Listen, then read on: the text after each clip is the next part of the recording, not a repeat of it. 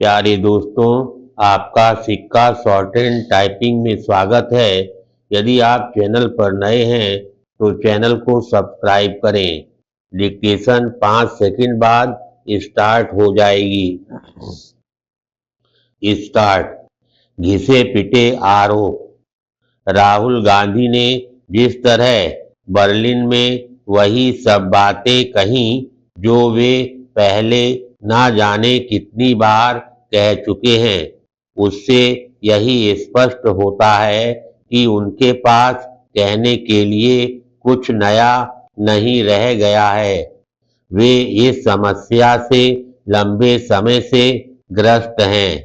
ऐसा नहीं है कि ऐसे मुद्दों का अभाव है जिनका उल्लेख कर जनता का ध्यान आकर्षित ना किया जा सके, लेकिन राहुल गांधी जमीनी विषयों की अनदेखी कर सनसनी पैदा करने वाले ऐसे मुद्दों की ही तलाश में रहते हैं जिनका सार यह होता है कि भाजपा अनुचित तरीके से सत्ता पा गई है।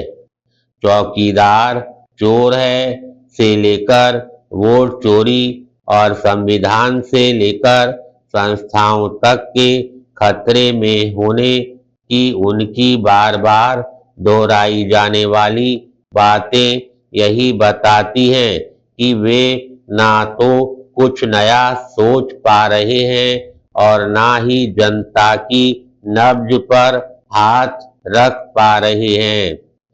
यह केवल उनकी ही नहीं, उनके आसपास रहने वाले नेताओं के सीमित और संकुचित चिंतन को भी बयान करता है। राहुल गांधी की माने तो कांग्रेस ने तेलंगाना और हिमाचल प्रदेश के साथ साथ हरियाणा और महाराष्ट्र के भी चुनाव जीते थे, लेकिन वोट चोरी के चलते बाद के 2 राज्यों में भाजपा सत्ता में आ गई। उन्हें उन लोकसभा चुनाव के नतीजों पर भी अविश्वास है जिसमें भाजपा अपने दम पर बहुमत नहीं पा सकी थी और कांग्रेस की ओर से 99 सीटें हासिल करने के कारण वे लोकसभा में नेता प्रतिपक्ष बने। पैराग्राफ। राहुल गांधी मतदाता सूचियों के विशेष गहन पुनरीक्षण यानी SIR को भी वोट चोरी का पर्याय बता रहे हैं।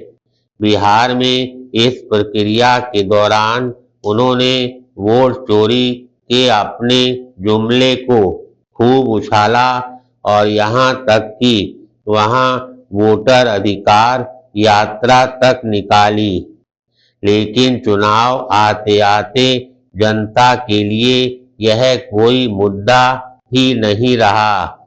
नतीजा यह हुआ कि कांग्रेस को भी बुरी तरह पराजय का सामना करना पड़ा और सहयोगी दल राजद को भी। बिहार के जनादेश ने यह साफ रेखांकित किया था कि मतदाताओं को वोट चोरी के आरोप में कोई दम नहीं दिखा, लेकिन राहुल गांधी इस मुद्दे को छोड़ने को तैयार नहीं।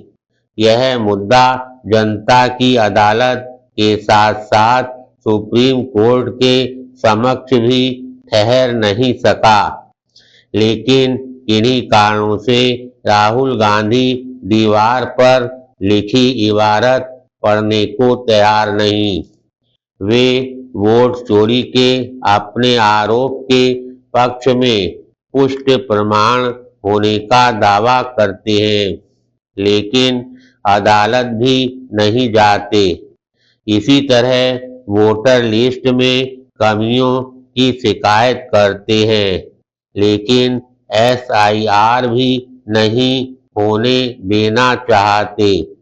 वे अपनी और कांग्रेस की नाकामी की खीज चुनाव आयोग समेत अन्य संस्थाओं पर निकाल रहे हैं। क्या इससे बड़ी विडंबना और कोई हो सकती है कि चुनाव आयोग जैसी संवैधानिक संस्था को देश के बाद विदेश में भी बदनाम करने का काम नेता प्रतिपक्ष करे।